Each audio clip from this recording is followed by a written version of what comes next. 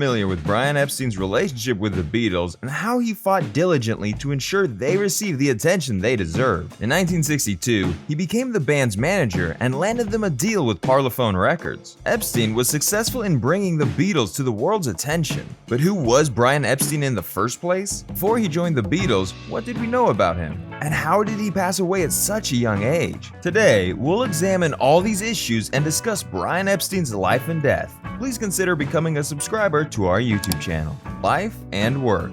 Brian Samuel Epstein, born on September 19, 1934, was a British music businessman who managed the Beatles from 1962 to 1967. Epstein was born into a Liverpool family of successful retailers who put him in charge of their music store, where he had a penchant for finding talent. In 1961, he first met the Beatles at a Cavern Club lunchtime concert in Liverpool. Despite having no experience in artist management, Epstein signed them to a contract and demanded that they ditch their scruffy image in favor of a new clean-cut look. He then persuaded EMI Group's George Martin to create their records. The Beatles became international superstars in a few months. Epstein accompanied them to America, where he was bombarded with merchandise proposals despite having already signed away 90% of the rights. This is said to be his only blunder. Some of Epstein's other promising newcomers had also flourished under his supervision. Jerry and the Peacemakers, Billy J. Kramer and the Dakotas, Tommy Quickly, Celia Black, and the Big Three were among the performers.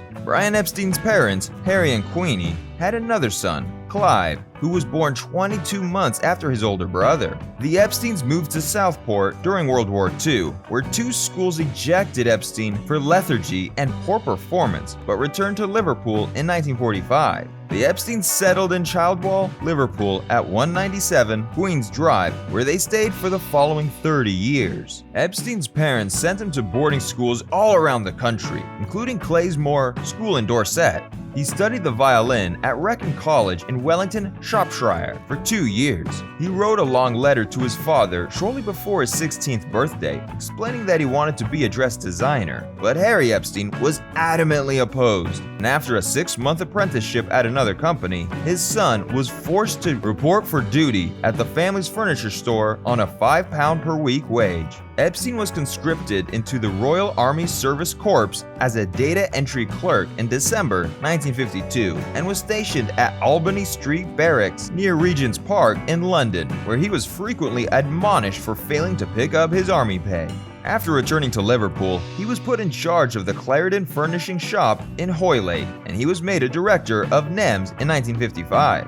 He traveled to London to see a friend in September 1956, but was robbed of his passport, birth certificate, checkbook, wristwatch, and all the money he had on him after only 1 day. He worked as a department shop clerk until he had enough cash to repurchase a train ticket to Liverpool because he didn't want his parents to find out. Back in Liverpool, he revealed his homosexuality to a doctor, a family acquaintance, who advised Harry Epstein to have his son leave the city as quickly as possible. Epstein expressed his desire to be an actor during the sessions, and his parents agreed to let him study in London. Epstein began his studies at the Royal Academy of Dramatic Arts, RADA, in London, but walked out after his 3rd term because he disliked being a student.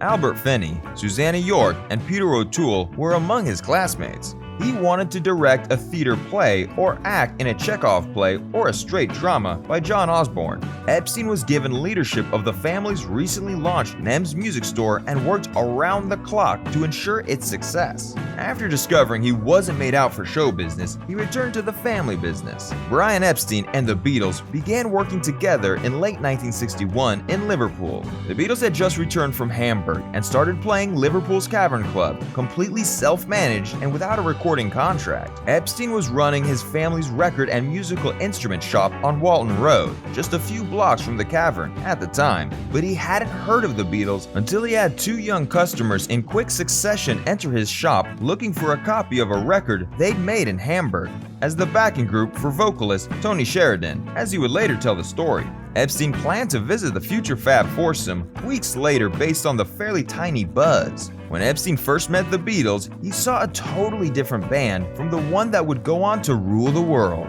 They wore black leather, only performed cover songs, and ate and drank freely on stage during and between songs. Epstein, on the other hand, was immediately taken with their charm and the audience's reaction to it. On January 24, 1962, John, Paul, George, and drummer Pete Best officially recruited him in a pact that granted Epstein a 25% portion of the band's gross earnings for the next 5 years. The management contract may appear heavily skewed in Epstein's favor from a business standpoint, but it's fair to say that the Beatles would not have been known to the world if it hadn't been for their manager and good friend. Epstein dressed the Beatles in suits, had them bow in unison after each song, and signed them to their first recording deal with Parlophone Records just a few months after they were hired. Epstein was known for being compassionate and sympathetic to his family, friends, and business associates throughout his life.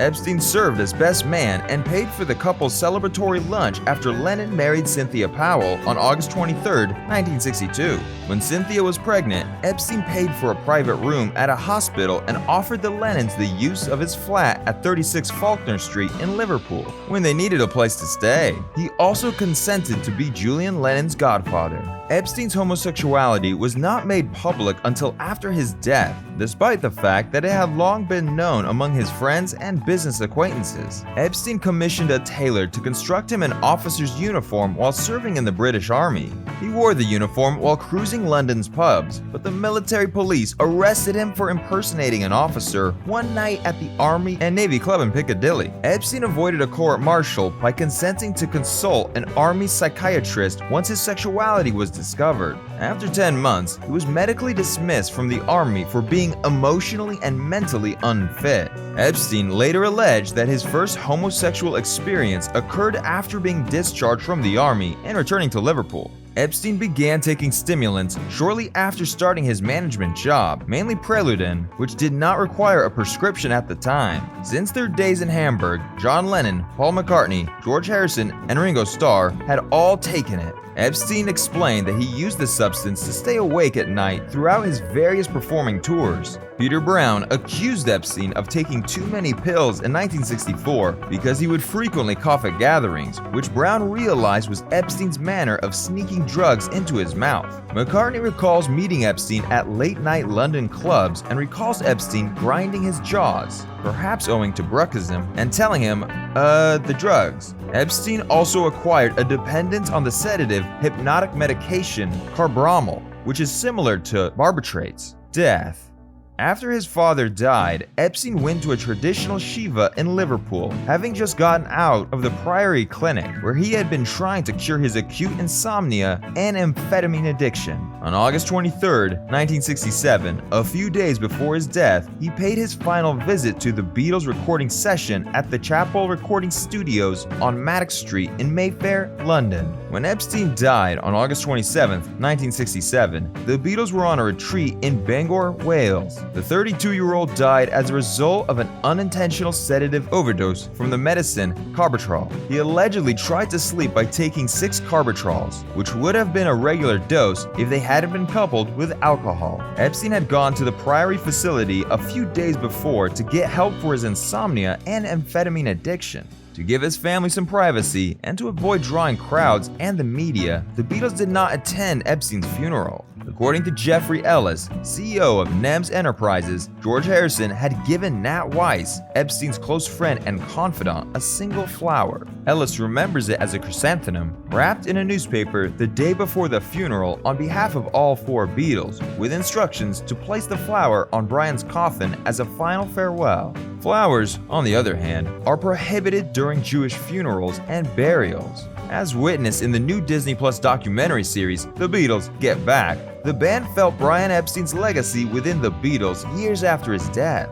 Epstein, along with Paul McCartney, John Lennon, George Harrison, and Ringo Starr, was the Beatles' manager and a driving force behind their success, earning him the 5th Beatle. The Beatles and their admirers will remember him fondly for a long time. So that's it for today. I hope you enjoyed the video. Let us know what you think in the comment section, and don't forget to like and subscribe. In the next, I'll see you.